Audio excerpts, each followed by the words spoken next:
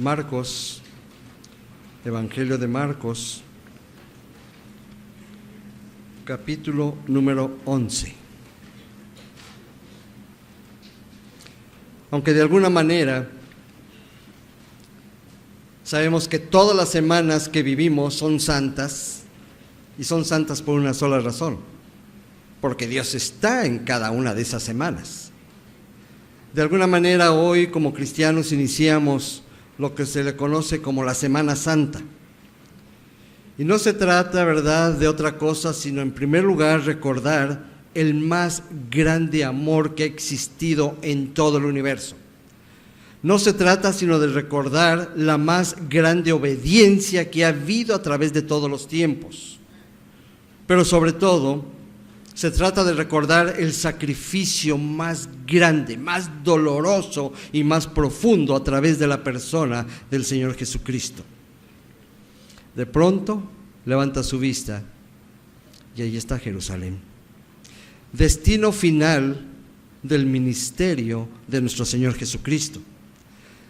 Lugar donde se cumpliría simple y sencillamente la voluntad del Padre. Jesús ya lo había hablado con anterioridad. Por ejemplo, ahí en Juan 6:38 dice: porque he descendido del cielo no para hacer mi voluntad, sino la voluntad del que me vio. Este fue el único interés y propósito de nuestro Señor y Salvador Jesucristo. Fue algo que predominó en la vida terrenal de nuestro Salvador: hacer la voluntad del Padre. Y a pesar de todo lo que encontró en el camino, ¿encontró gozo? Sí, encontró gozo. ¿Encontró risas? Sí, también. ¿Encontró tristeza? Sí. ¿Llanto? También. ¿Rechazo? También. Pero a pesar de todo esto que él experimentó, no le impidió de ninguna manera cumplir con el santo y sublime propósito que Dios tenía para su Hijo. Una vez después de esto, dice Lucas que el Señor Jesús afirmó su rostro para ir a Jerusalén. Estaba decidido. Todo ya estaba preestablecido. Era la voluntad del Señor. Y a pesar de que los discípulos le decían: no vayas, ¿a qué vas? ¿Por qué tienes que morir? Lucas dice: afirmó su rostro para ir a Jerusalén. Ahora, no es una coincidencia que en esta precisa época del año de aquel entonces el Señor Jesucristo apareciera. No era una coincidencia. ¿Por qué cayó exactamente en esas fechas? Debemos de recordar que en ese tiempo el pueblo estaba haciendo un preparativo. ¿Cuál preparativo era?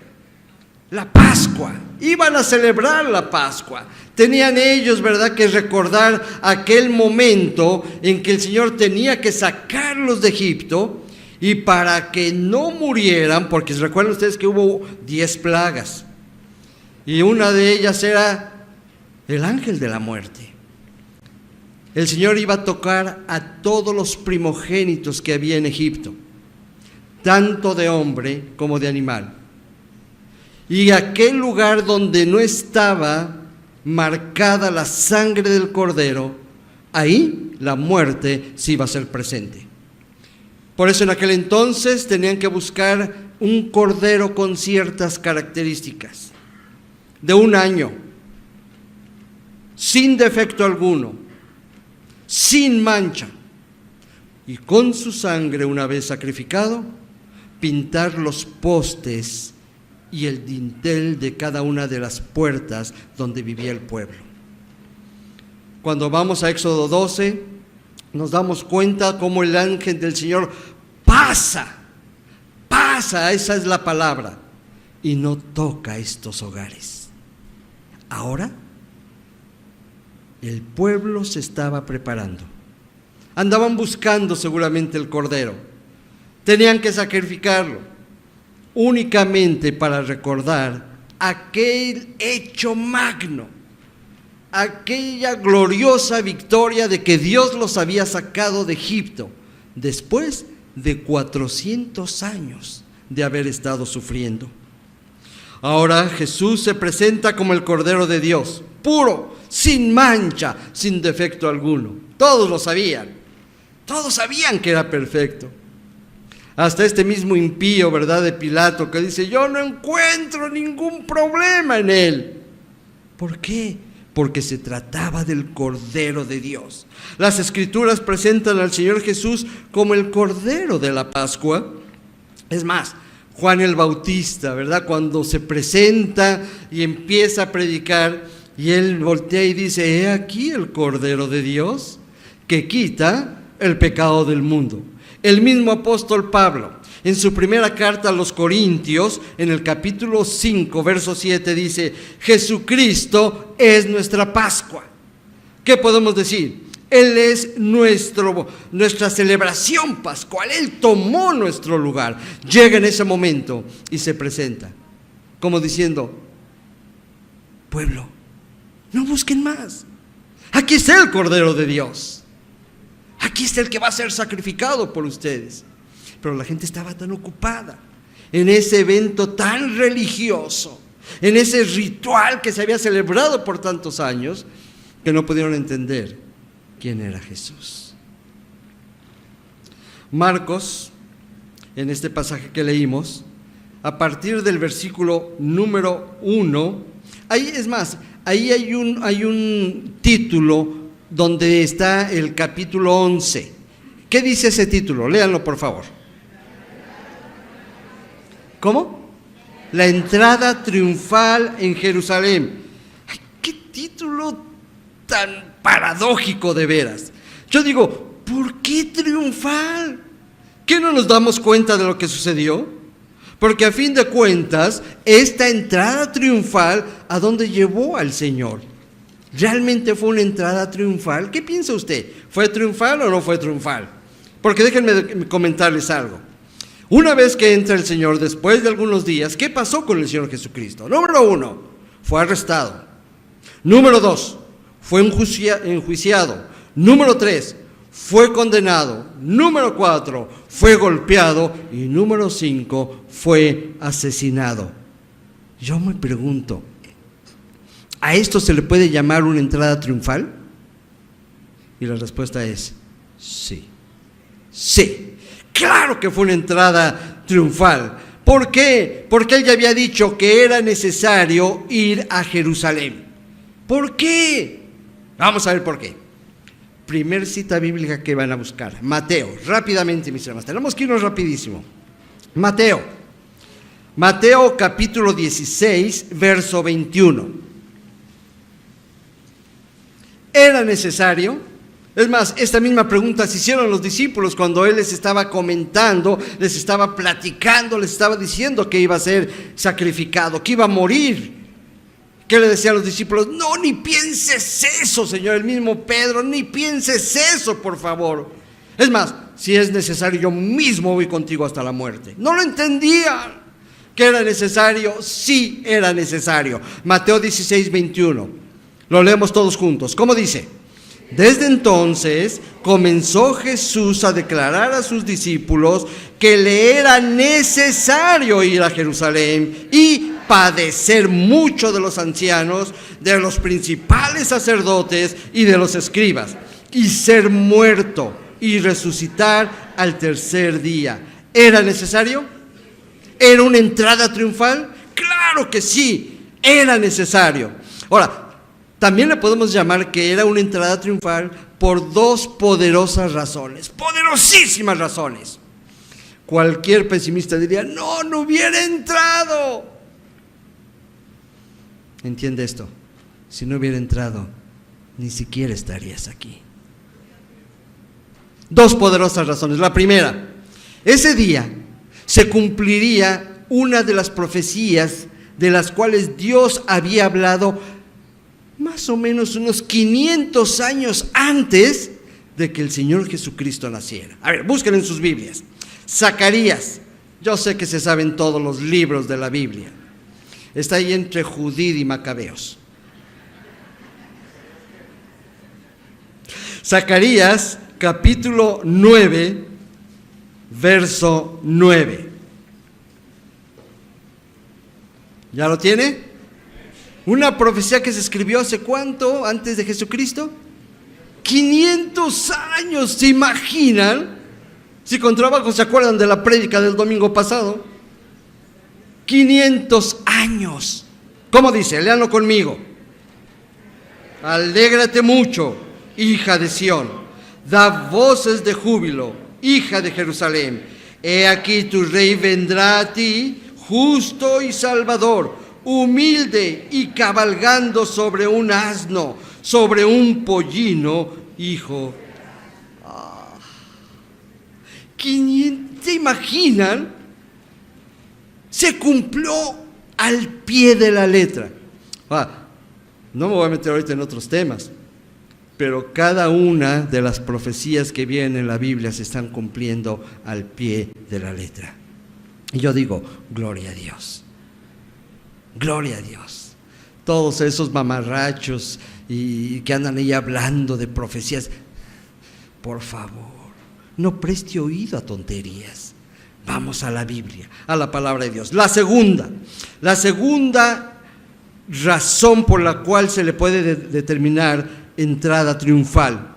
Si no hubiese sido arrestado, si no hubiese sido enjuiciado, si no hubiese sido condenado, si no hubiese sido golpeado y si no hubiese sido muerto, decíamos hace un momento, ni usted ni yo estaríamos aquí, por su gracia.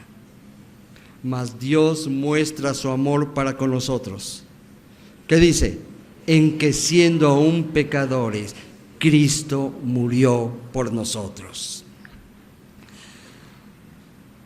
Se levantó con poder, resucitó al tercer día. ¡Gloria a Dios, mis amados!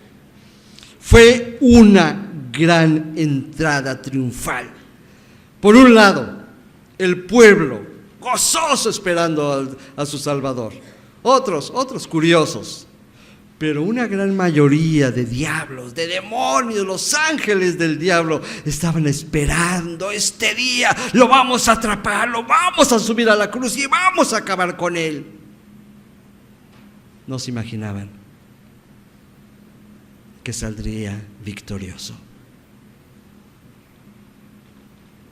Era necesario que el Hijo del Hombre padeciese y muriese en la cruz del Calvario, porque sólo así el mundo podría alcanzar salvación por medio de su muerte. ¿Pero qué significa esto de afirmó su rostro hacia Jerusalén? Como lo podemos ver en Lucas 9:51, no lo busquen.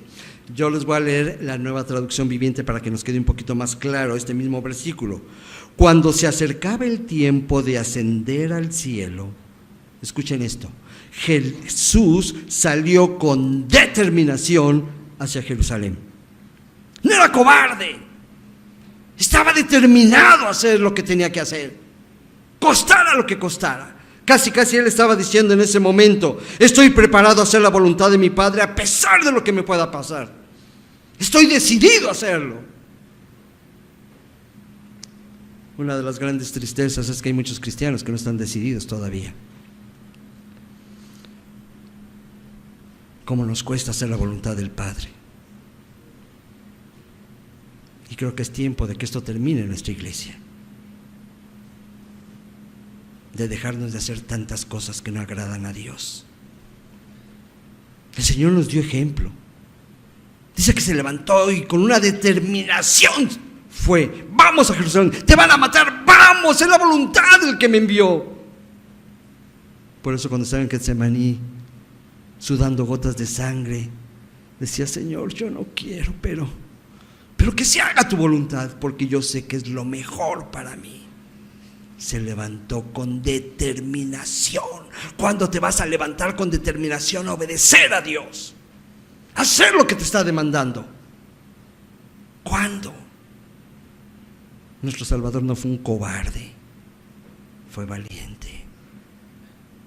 Por eso dice aquí que esto de afirmar su rostro es que se levantó. Pasara lo que pasara, vamos a Jerusalén.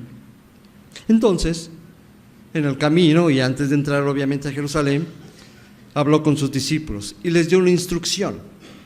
Lean por favor de los versos del 1 al 6 de Marcos 11. Regresamos a Marcos 11. Todos juntos, del 1 al 6, ¿cómo dice, mis amados?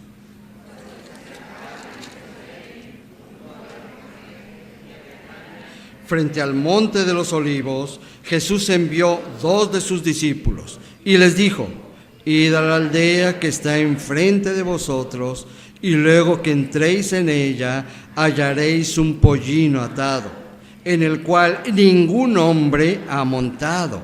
Desatadlo y traedlo. Y si alguien os dijere: ¿por qué hacéis eso? Decid que el Señor lo necesita y que luego lo devolverá. Fueron y hallaron el pollino atado afuera a la puerta, en el recodo del camino, y lo desataron. Y unos de los que estaban allí les dijeron: ¿qué hacéis desatando el pollino? Entonces ellos dijeron como Jesús había mandado, y los dejaron. ¿Qué me enseña esto? No quiero estacionarme aquí, quiero ir un poquito más adelante. Pero ¿qué me enseña todo esto? Que Jesús dice que por Él y en Él todas las cosas fueron hechas. Que desde este pequeño pollino hasta tu vida le pertenece. Él es Señor. Él es dueño de todo. Tenía autoridad aún a través de sus discípulos. Díganle que lo necesito. ¿Cuál fue la reacción de los que estaban ahí? Llévenselo. No hay problema. Llévenselo. El Señor es Señor. El Señor es Rey. Y tiene el control aún de un pollino. Qué curioso,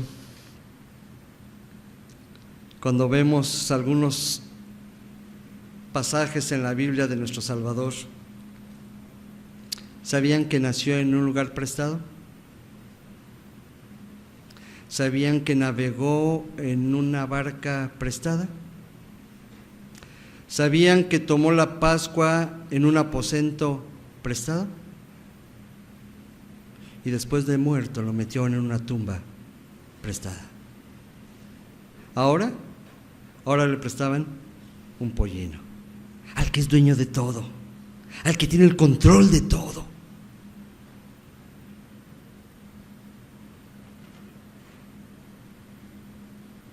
Se le prestó todo esto. Dios no quiere que le prestes su corazón. Dios no quiere que le prestes tu vida. Dios quiere que le entregues tu vida. Señor, te voy a seguir. No tengo ni dónde recostar mi cabeza. ¿Cuesta? Pregúntenles a nuestros misioneros ahora que están aquí. ¿Cuesta? Sí, por eso mejor me quedo aquí. Lo disfruto. Es que aquí los cantos, la alabanza, la predicación, hermanos, allá es el trabajo. Allá.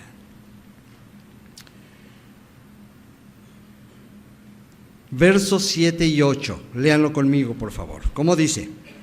Y trajeron el pollino a Jesús, y echaron sobre él sus mantos, y se sentó sobre él. También muchos tendían sus mantos por el camino, y otros cortaban ramas de los árboles, y las tendían por el camino. Antiguamente, cuando hacían esto, en algunos de los pueblos de aquel entonces, que ponían sus mantas en el camino como si estuviese alfombrado, cuando ponían las ramas y cuando ponían las palmas, era con una sola razón: darle la bienvenida al nuevo rey de ese entonces. El pueblo reconocía, algunos de ellos, quién era Jesús. Por eso ponían sus mantos, por eso ponían estas ramas, como dándole la bienvenida a un nuevo rey, que a fin de cuentas los rechazaron. Ahora déjenme decirle que las ramas de las palmeras tienen un símbolo. Es un símbolo de gozo y salvación. Por eso extendían esas palmas. No se trata, ¿verdad?, de que el próximo domingo traigan ustedes aquí sus palmas y yo las bendiga. Eso no es bíblico. Era un acto que salía del corazón. Aquí está esta palma porque tú eres el rey. Y algún día usted sabe que va a tener una palma en la mano para recibir al rey. A ver, busquen Apocalipsis.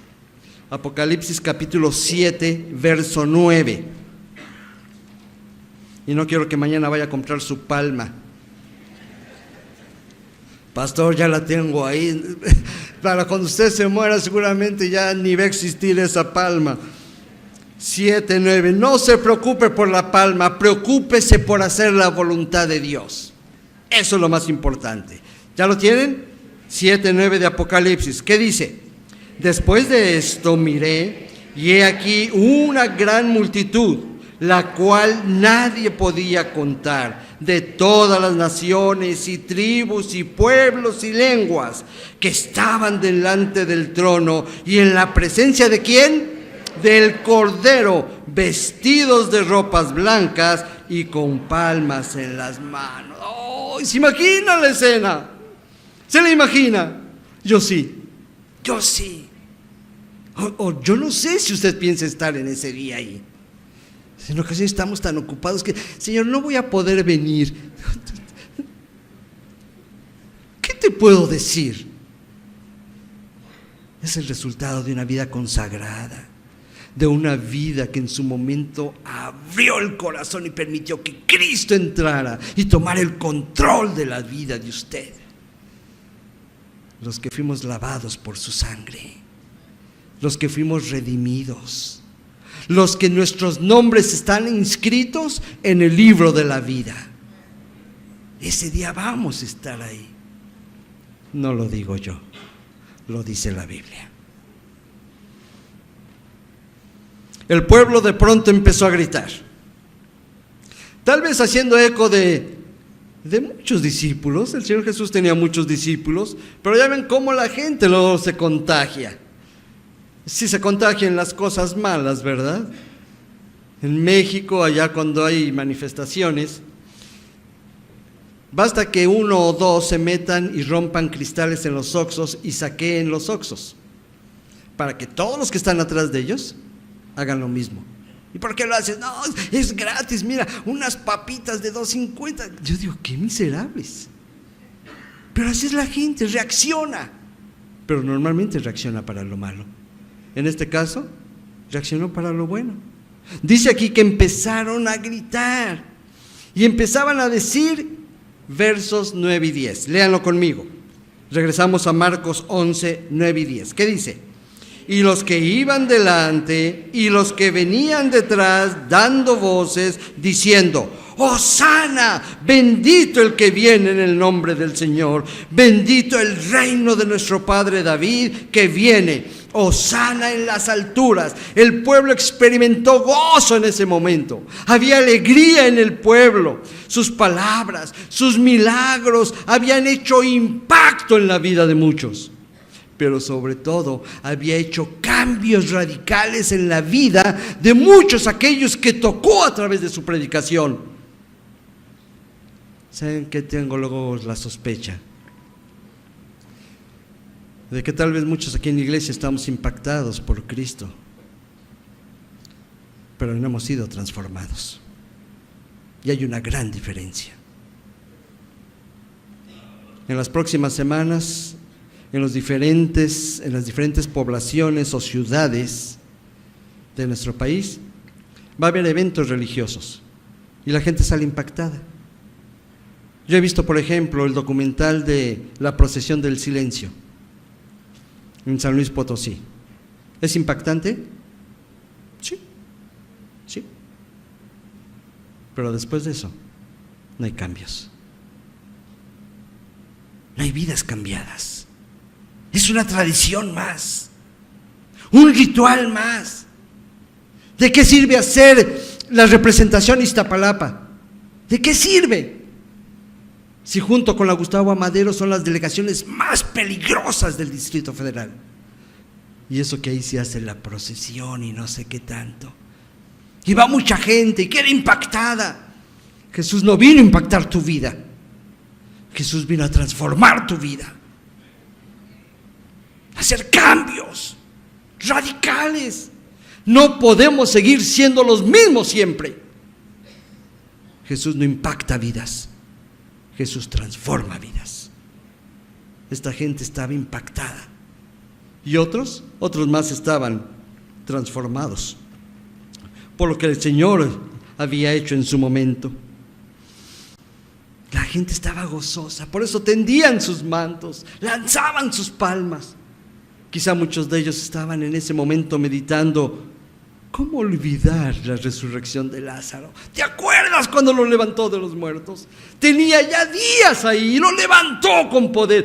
Por eso venimos a recibir al Rey. ¿Cómo olvidar al ciego sanado en Betsaida? ¿Te acuerdas? Era ciego y le dio la vista. Por eso venimos a recibirlo. ¿Cómo olvidar la alimentación de los 5,000? Yo estaba entre ellos. Y me acuerdo que quedaron todavía cestas con panes y con peces. ¿Cómo olvidar eso? Por eso estoy aquí recibiendo al Rey. ¿O cómo olvidar cuando caminó sobre el mar? ¿Cómo no recordar cuando con autoridad y poder le dijo al viento y a la tempestad: ¡enmudece! ¿Cómo olvidarlo? ¿Cómo olvidar aquellas hermosas palabras que dirigió a la mujer con flujo de sangre? Tu fe te ha salvado. ¿Cómo olvidar? Dice Juan que si se hubieran escrito todas las cosas que hizo Jesús, en el mundo no cabrían los libros de todo lo que hizo. ¿Cómo olvidar? Somos tan cortos de memoria los cristianos. ¿Cómo olvidar? Por eso luchamos en hacerlo el Rey de nuestras vidas. Por eso luchamos en no reconocer que Él debe de tener el control. Se nos olvidan tantas bendiciones. Hoy eres bendecido porque estás aquí. Porque respiras, porque estás sano,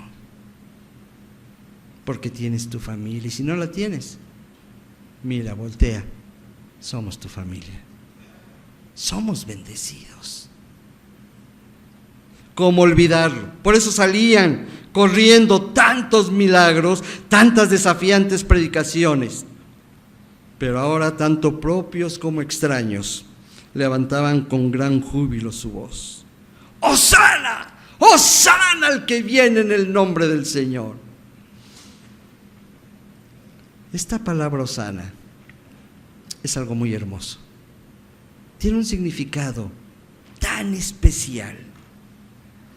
Viene de una raíz hebrea y significa una súplica, un ruego por ser rescatados, por ser salvados, por ser liberados.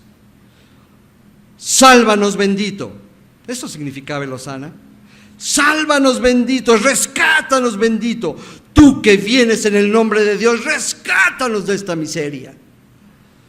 Aunque algunos no entendían exactamente lo que gritaban en esos momentos, esta exclamación salía seguramente de lo más profundo de sus corazones. Este hosana, ¿saben de qué nos habla? De una insatisfacción del pueblo. El pueblo estaba insatisfecho.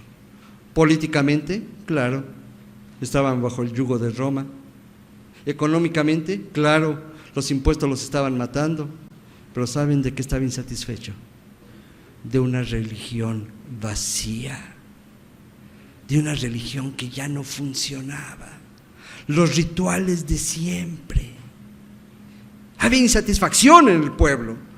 Por eso estaban gritando: ¡Hosana, sálvanos!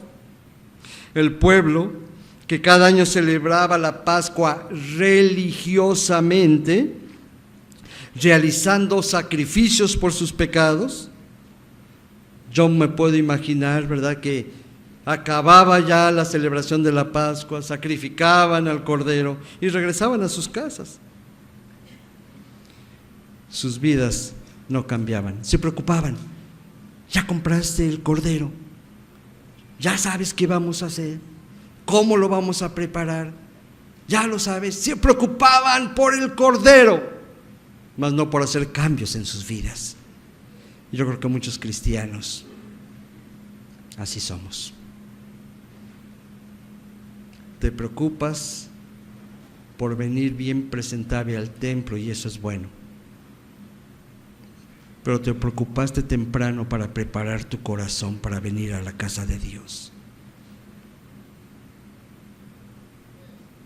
Te pusiste a cuentas con tu esposa, con tu esposo, con tus hijos. Como que hemos perdido la visión.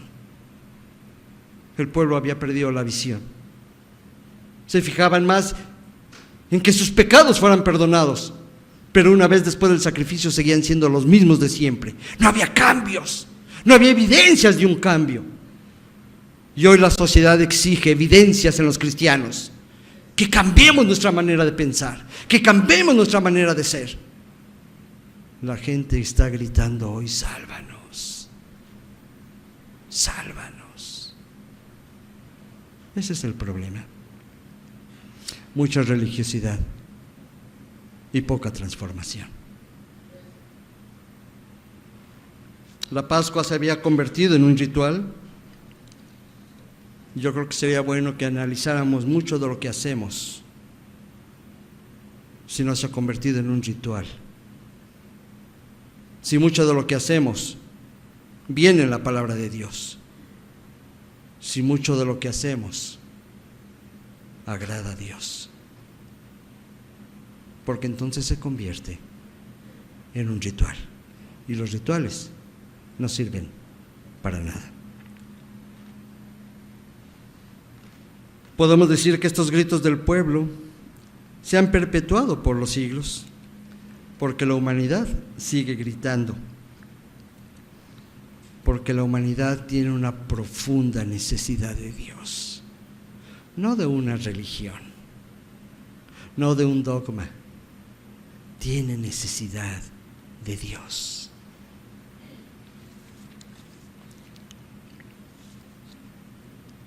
Sin ir más lejos, podemos ver en nuestro México que la gente vive aquí una religión hueca y vacía.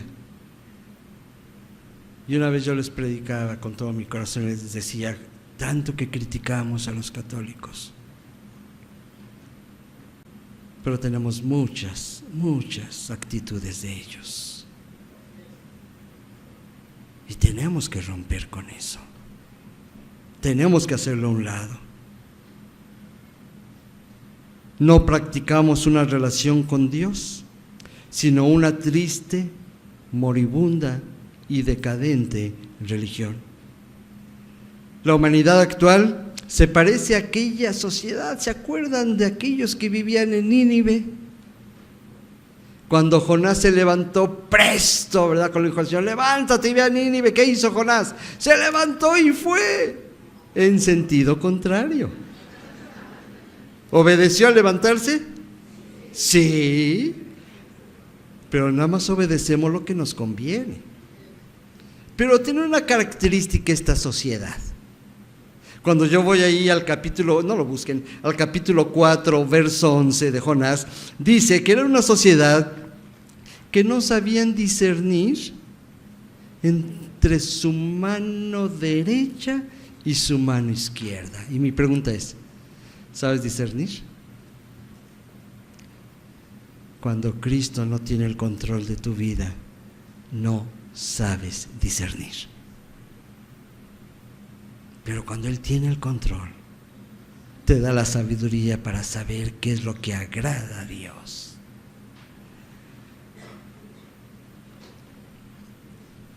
¿Qué había en esta sociedad? Como había una insatisfacción meramente de Dios, había familias insatisfechas, matrimonios frustrados. Pues no me queda otra más que vivamos juntos, pero vamos a hacerlo por los hijos. Delante de ellos hasta nos saludamos, pero cuando no estén, ni se te ocurra hablarme. cuando los hijos salen corriendo de casa para casarse con la primera o el primer gato que pasa. ¿Y saben por qué? Porque Dios no está satisfaciendo la vida del ser humano. Porque pensamos que una persona me va a hacer feliz, que un trabajo me va a hacer feliz, que un bien me va a hacer feliz. Y lo único que trae felicidad a mi vida se llama Jesucristo.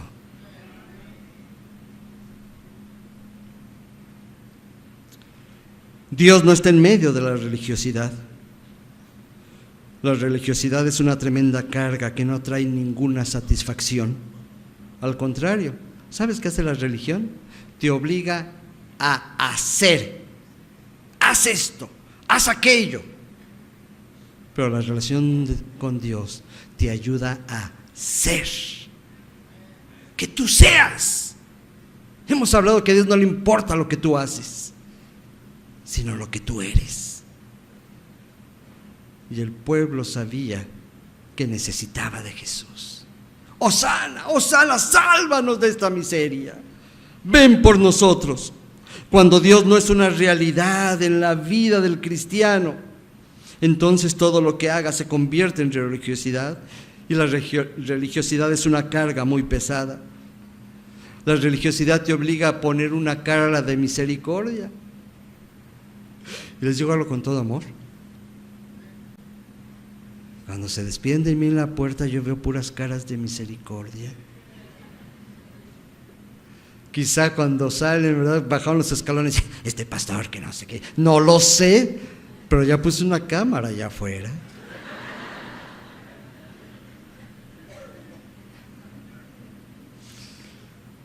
¿Qué hacían los fariseos? ¿No ponían una cara de misericordia? Véanlo, qué consagrado es. Se ve que estuvo orando y ahí está. Eso hace la religión. La relación con Dios cambia tu vida, transforma tu manera de ser. Aquellos que gritaban Hosana, bendito el que viene en el nombre del Señor, reconocían que todo iba de mal en peor. Ahora yo quiero que observemos algo muy importante. No se trata de reconocer. Miren, por ejemplo, todos reconocemos aquí que nuestro México está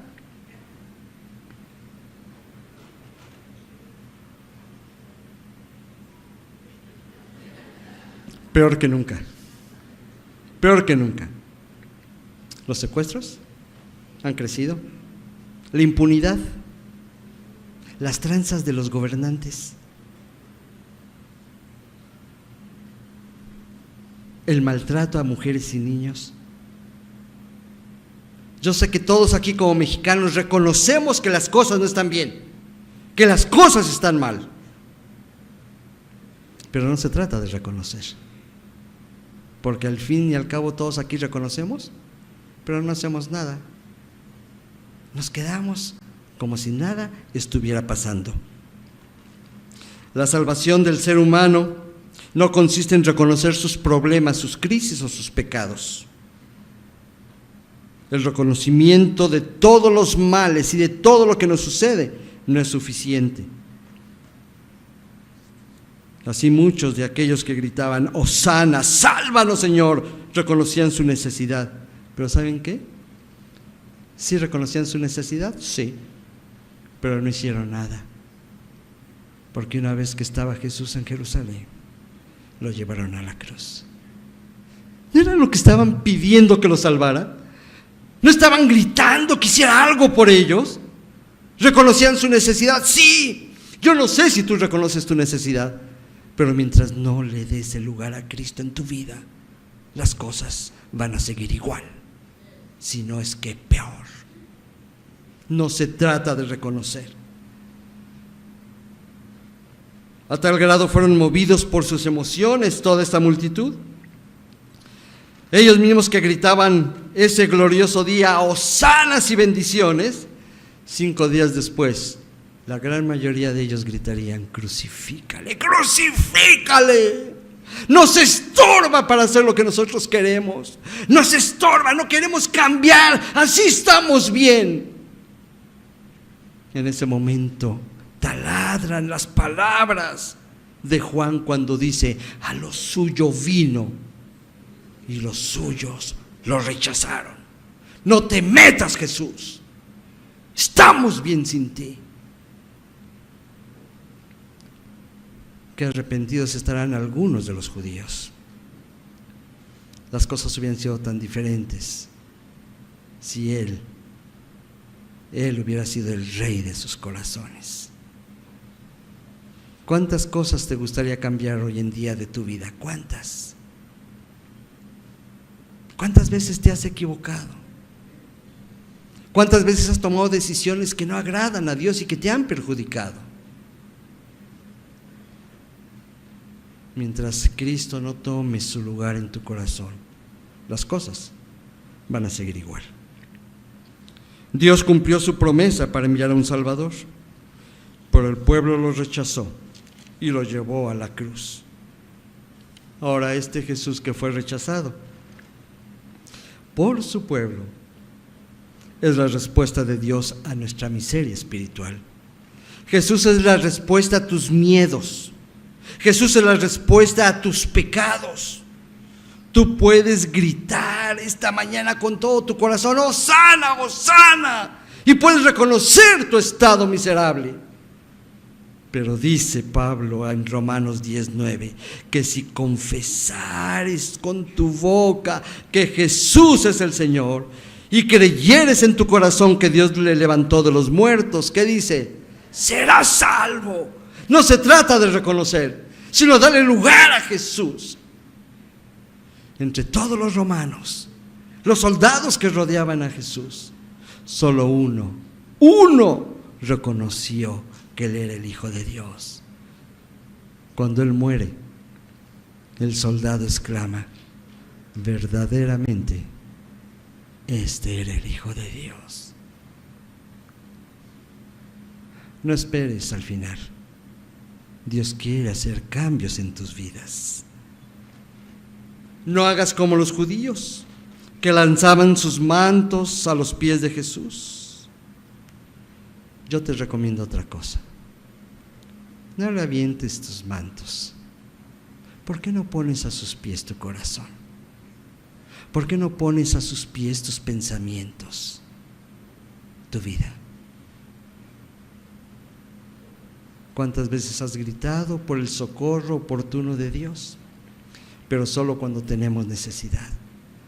No hay trabajo. Es algo que me impacta. Y esto es algo muy, muy común en muchas iglesias. Pastor, yo quiero que ore por mí, no tengo trabajo. Y veo al hermano en los cultos de oración, en los maratones de oración, en los viernes de victoria. Pero cuando se soluciona su problema, si te vi, ¿cómo dice ese versículo? ¿Cómo son pecadores ustedes? Si te vi ni me acuerdo. Nos olvidamos de Dios. Y Dios quiere que le entregues, que pongas a sus pies esto. Cabe señalar que Jesús no es una oferta como muchos predicadores lo presentan. Pero tampoco es una opción, como tampoco es una alternativa. Nada de eso es Jesús. Juan en el capítulo 14 dice quién es Jesús. Verso 6. Jesús es el camino, es la verdad y es la vida. No busques alternativas, no las hay. Jesús es la respuesta a tus necesidades. Jesús es la respuesta a tus miserias, a tus dolores, a tu vida sin sentido, a tu corazón vacío.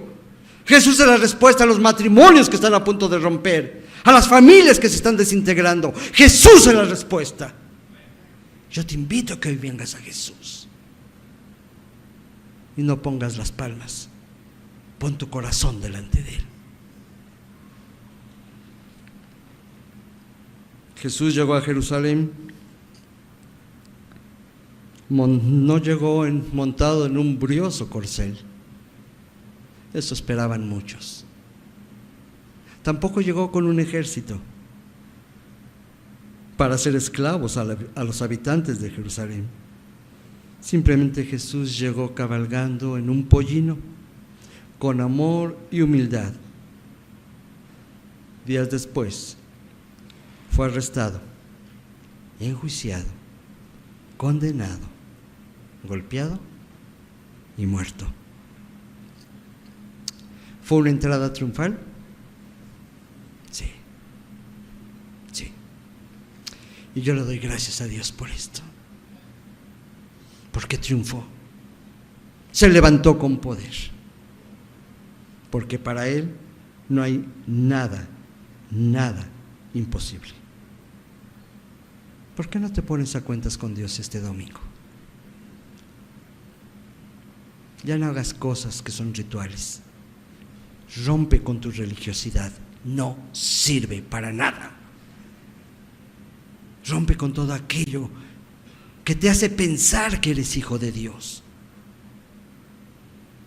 Dale la oportunidad de que Él tome el control de tu corazón. ¿Hay algo que tengas que decirle a Dios? Cierra tus ojos y ponte a cuentas con Dios. Tú puedes decirle en esta mañana: Señor, no pongo ante tus pies mi manto, ni las ramas, ni las palmas. Pongo ante tus pies mi vida. Pongo ante tus pies mi corazón. Ya no quiero vivir una religión vacía. Quiero experimentar una relación contigo. Habla con Él. Dile en este momento. Y Dios lo va a hacer. Te alabo y te bendigo, mi Dios. Gracias por esa entrada triunfal.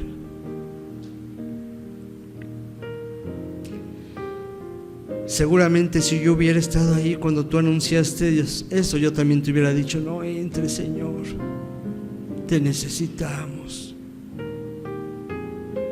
Seguramente yo hubiera estado ahí también cuando te recibieron con hosanas.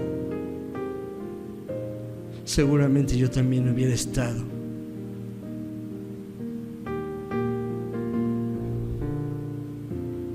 cuando gritaron: crucifícale. Gracias por no haber permitido que yo estuviera en esos 3 eventos. Pero hoy estoy aquí.